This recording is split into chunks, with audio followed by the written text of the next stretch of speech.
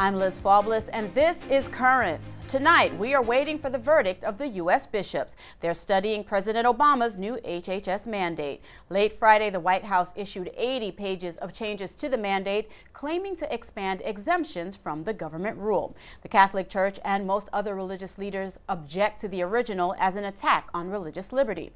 The government's order forces businesses to provide abortion-causing drugs, contraceptives, and more, despite religious objections. The Evangelicals National Association calls the new proposal bad news for all who love religious liberty, saying the administration should have done the right thing and dropped the mandate. The pro-life Susan B. Anthony list also rejects the changes. Leaves an awful lot of the conscience and moral objection concerns uncovered. The private sector doesn't gain protections. And saying it tramples the religious liberties of Americans, the Family Values Group Concerned Women for America charges the White House with a blatant attempt to mislead. The U.S. bishops are expected to release their findings at almost any time. Meantime, an investigation of the morning after pill is finding shocking numbers about its use by high school girls in the city. Late last year, when it was first discovered schools were giving the pills to students, the city claimed the totals were less than 600. Now, the New York Post is reporting the actual numbers for the year are almost 13,000 pills distributed to the youngsters. Well, today the city paused to say goodbye to Mayor Koch. Fifth Avenue's Temple Emmanuel was packed with thousands of New Yorkers and dignitaries who came to pay tribute to the city's 105th mayor. He died on Friday. Today, an honor guard from the police and fire department stood watch. Both Governor Cuomo, Mayors Bloomberg, Giuliani, and Dinkins were in attendance. President Clinton cut short a trip to Japan so that he could honor the mayor. Yesterday, I flew home from Japan after spending 8 hours there. It was Ed Koch's last gift to me because, you know, you pick up a whole day when you come back from Japan, and at our age, every day counts. I sent him a note on his 88th birthday, and he wrote me a nice letter back, and he didn't typically mention his own illness. Instead, he asked about Hillary's health instead. He had a big brain, but he had a bigger heart. So, Ed, how's she doing? She's doing fine, but she misses you. We're all doing fine, but we miss you.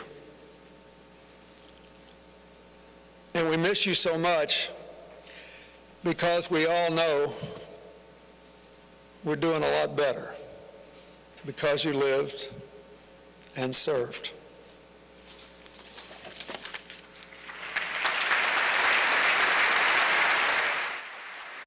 After the service was complete, the honor guard carried the casket down the temple's center aisle as the organ played New York, New York, and the crowd broke into a spontaneous standing ovation.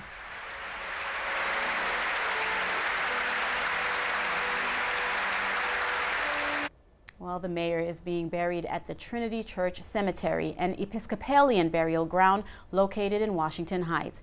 And New York's Cardinal Dolan intends to travel there to pay his respects. His motivation was set several years ago. We did a special celebration for the 10th anniversary of Cardinal O'Connor's death. Cardinal Egan was here, and we had about 4 or 5 people speak. And guess who spoke but Mayor Koch?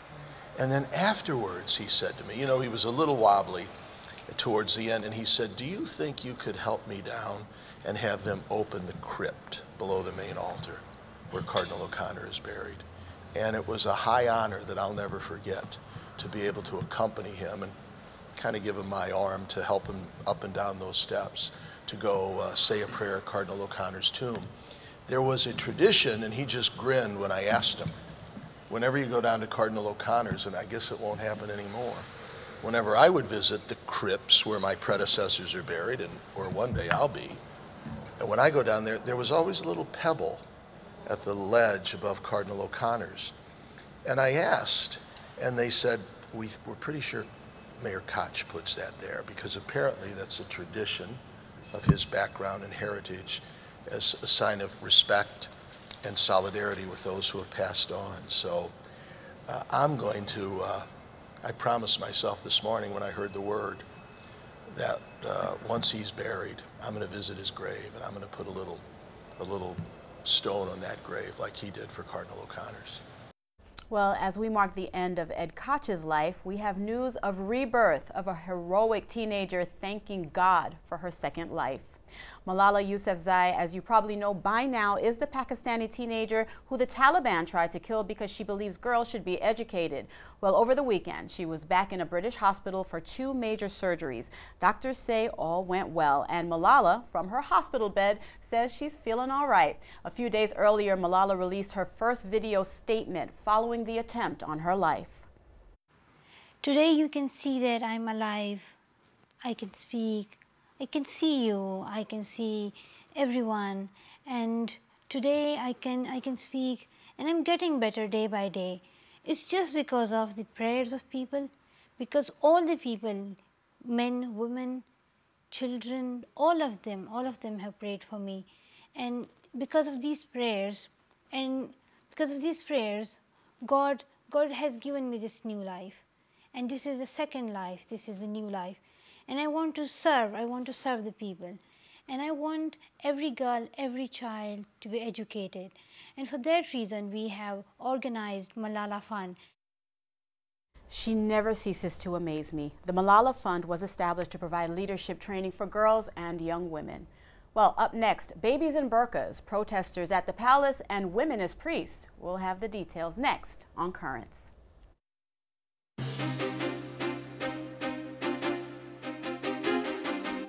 Welcome back. A Muslim cleric in Saudi Arabia tonight is calling for all female babies to be covered from head to toe in burqas, saying it will protect the children from sexual abuse. Another cleric says that idea makes Islam look bad.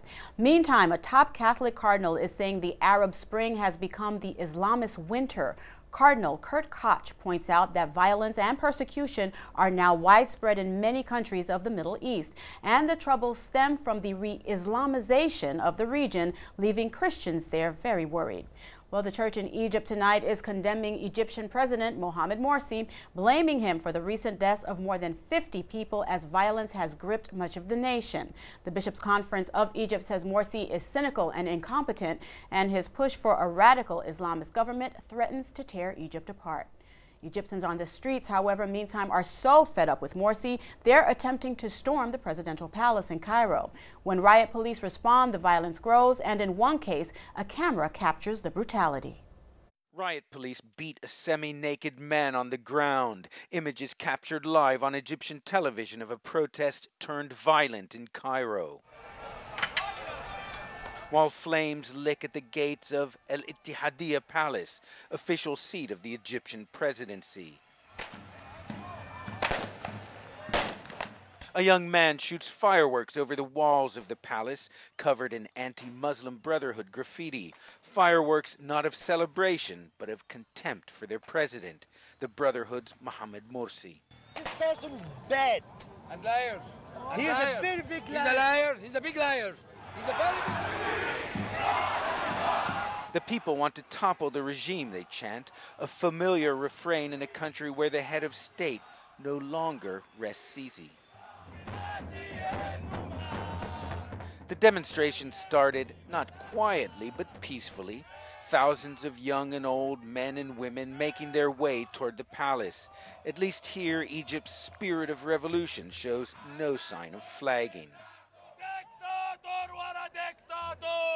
Dictator after dictator, this young man chants, Mohamed Morsi, your turn is next. Morsi won more than 50% of the vote in Egypt's first ever presidential elections last summer. Professor Saeed Nashai voted for Morsi, but now wants him to give up power. It is the dog who's holding to the piece of meat like a bad dog who insists on that causes violence. All the violence that happened till now is caused by the system, the regime. Cairo has never been a Brotherhood stronghold, and in the brave new Egypt, the people don't hesitate to take it to the top. Once upon a time, the Egyptian president lived in a bubble. He didn't hear what he didn't want to hear. He didn't see what he didn't want to see. That bubble has burst. Behind the bored police recruits, behind the armored vehicles, Mohamed Morsi was inside and may have heard the chants for him to go. But along with anger at the president is mounting frustration with the opposition led by the National Salvation Front. It's totally nonsense. Political dialogue, are you kidding me? The Salvation Front are absolutely doing nothing. And they do not have any control upon Egyptians. Those Egyptians go to the streets by themselves. And they don't appear ready to leave the streets anytime soon. Ben Wiedemann, CNN, Cairo. Iraq's Chaldean Catholic Church has a new leader. The Archbishop of Kirkuk, Iraq, Louis Seiko, has been selected as the new Chaldean Patriarch. Pope Benedict has validated the selection. Archbishop Seiko's official name will be Raphael I. He has previously indicated a willingness to engage Muslims in dialogue. The Patriarch will be the spiritual leader of about 1 million Chaldeans, mostly living in Iraq. Meantime, a squabble tonight between two church leaders in Los Angeles. Following the release of files describing sexual abuse by priests in the LA Archdiocese, the current Archbishop, Jose Gomez, criticized his predecessor, Cardinal Roger Mahony, and suggested he stay out of public view. Now Cardinal Mahony is fighting back, writing that for years Archbishop Gomez was aware of what was happening in the Archdiocese but remained silent. In response, Archbishop Gomez has issued a statement saying Cardinal Mahony remains a bishop in good standing in the Archdiocese. Well, while a public argument between two cardinals is certainly a rare event, the public argument over women and the priesthood is certainly persistent, with some Catholics asking why women cannot be ordained. Perhaps no one is better qualified to answer that question than the Pope's personal theologian. In theology, we base ourselves not on human expectations, but we base ourselves on the revealed Word of God, on what God has said. And the priesthood is not a natural human social function. The Catholic priesthood is tied with the unique priesthood of Christ, which means that we are not free to invent the priesthood according to our own customs, according to our own expectations. We interpret the priesthood through Christ. And the Catholic priesthood has been instituted by Christ, not invented by the Church. The apostles were not elected. They were not designated by the crowds. They didn't propose themselves. They were chosen by Christ. And he chose men as priests. And the incarnation, the Son of God, became flesh, but became flesh not in a sexless humanity, but as a male. So this is the fundamental reason why the Church cannot change the priesthood, the understanding of the priesthood, allowing for the ordination of women.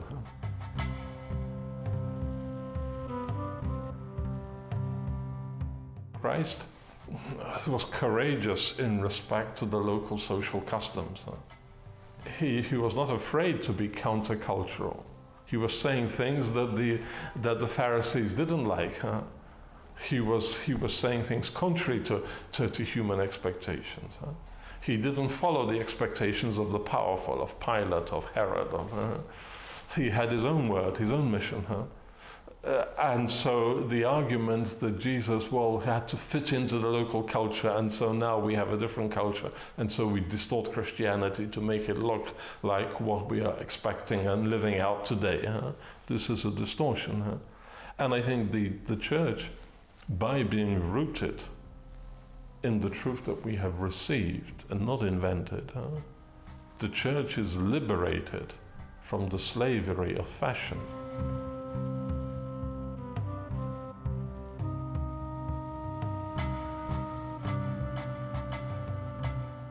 It seems that women have a special access to the heart of Jesus, and access in a very vivid way of approaching him, of touching him, of praying with him, of pouring ointment on his head, of kissing his feet. So women have an access to Jesus. And maybe in some sense we could say that in this, women are more apt to draw from the mystery of Christ by the quality of their prayer life, by the quality of their faith, by maybe a greater facility to receive the grace of God and to give. But nevertheless, they are not endowed with the apostolic mission that Jesus gave to men. Coming up next, Happy New Year. We'll explain as Currents continues. A powerful earthquake struck Japan over the weekend. This is the city of Obihiro, the moment the earth moved. The quake registered a magnitude of 6.5. It struck in the northern part of the country. No one was reported killed, but more than 20 buildings were damaged, including the partial collapse of the ceiling at the railroad station. In China, a driving and heavy snowstorm has hit the northern provinces. In less than an hour, more than 3 inches accumulated. Emergency steps are being taken to minimize traffic tie-ups as the country prepares to celebrate the Chinese New Year, a period of extremely heavy travel. Here in Brooklyn, observing the New Year does not require extreme travel, just a trip to one of our most honored churches, where we joined the Bishop of the Diocese, Bishop DiMarzio.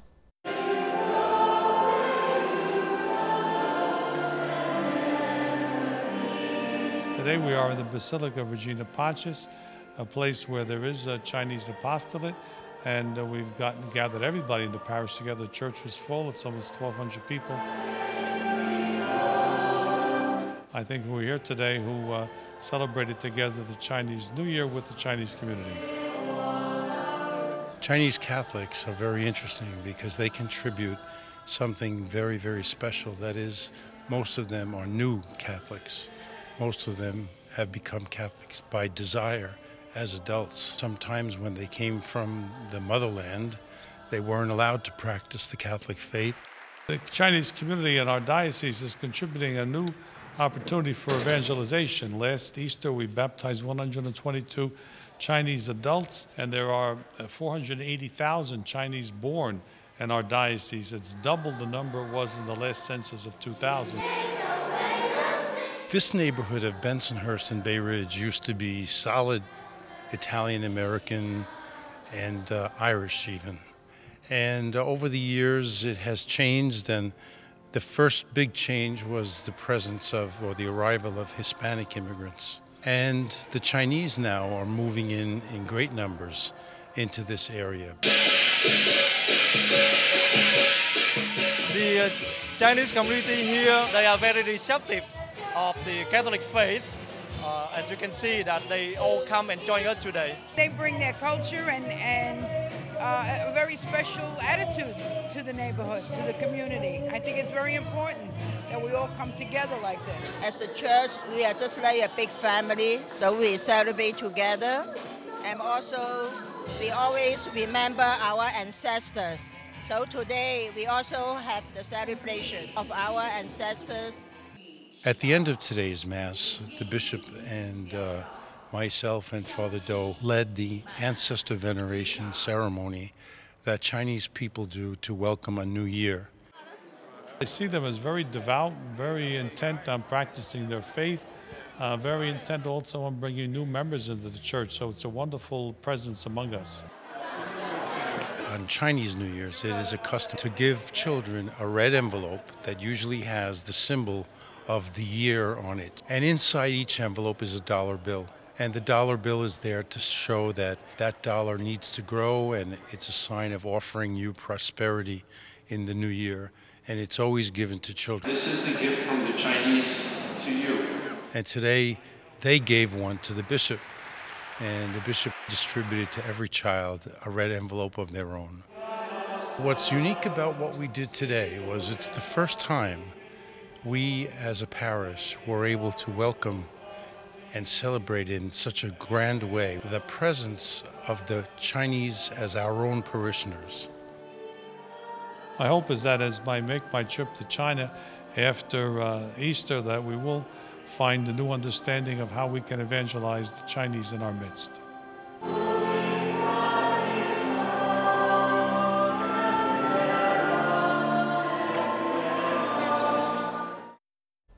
China is recognized as the world's rising power, growing economically and militarily. Now the communists in charge of the country are making new appointments to the top board that advises the government. Jackie Chan, the action film actor, says he's honored to be picked. After the news of his selection broke, Chan decided to address the global financial crisis. He says it's because the U.S. is the world's most corrupt country. No word why the Chinese selected Chan. Up next, the Super Bowl Catholics after the break. The Super Bowl is over and the Catholics won. Well, actually, the Baltimore Ravens took the title, and as you probably have heard, the Ravens and their opponents, the San Francisco 49ers, are coached by the Harbaugh brothers, and they are both Catholics. But completing the game took a little longer than expected. The lights went out. Well, half the lights in the third quarter. The game was delayed for a half hour while repairs were made. Today, the NFL commissioner is saying, don't blame Beyonce or her halftime show. They were running on their own generator. Well, maybe next year you'll want to pay attention to a couple of manatees or a certain orangutan if you want to know the Super Bowl winner in advance. The manatees come from Coral Gables, Florida. They're named Hugh and Buffett. On Friday, they both immediately picked Baltimore as their selection. Elijah is the orangutan at the Salt Lake City Zoo. On Thursday, he didn't hesitate to select Baltimore, ripping down the Ravens banner. Now, don't scoff. These three animals have accurately picked the Super Bowl winner for the last 6 years in a row. Finally tonight, a basketball tournament in Brooklyn. Top girls high school teams from all along the East Coast meeting and competing to win the game. But as our Jim Mancari reports, they also accomplished something more important. The Lady Falcons of Bishop Ford High School hosted their second annual Rise Above Breast Cancer basketball tournament Saturday in Park Slope.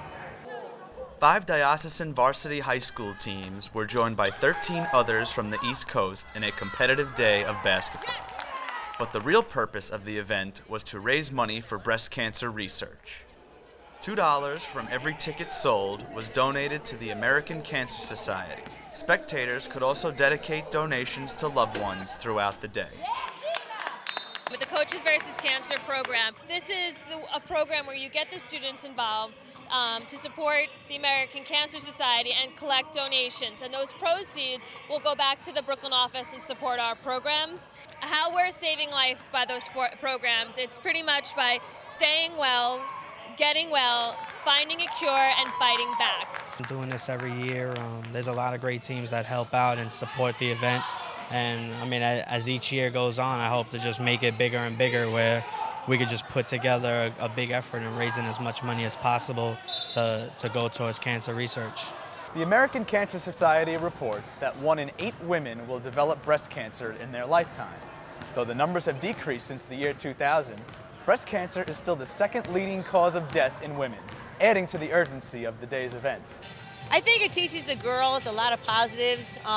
Knowing that breast cancer is predominantly out there and so many of the girls have been touched by it, I think it gives them an awareness that even on a basketball court, you can do something positive to fight the disease.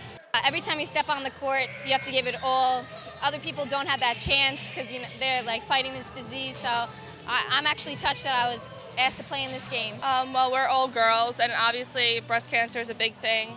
So being out here supporting it is important because we're helping out us in the future. The event is breast cancer, so when we go out, we play. We had a coach at Bishop Loughlin, Angela Prochet, volleyball coach. She had breast cancer, so we've seen it in action, and we've seen how it affects people's lives. So it just makes us go out there and play a lot harder. Longtime Bishop Ford assistant varsity basketball coach Mary Gillespie is a breast cancer survivor. She said she was thrilled to see the young women support the cause. To me, it's really important that young women should be aware of breast cancer because from what I've read, women are being diagnosed earlier and earlier. So this gives them the opportunity to go for a mammography earlier in life, which is really, really important. For myself personally, when I was diagnosed, it was a tremendous shock. But, you know, I had a wonderful doctor and a wonderful oncologist and a very, very supportive family. So I thank God, my doctors, and my family.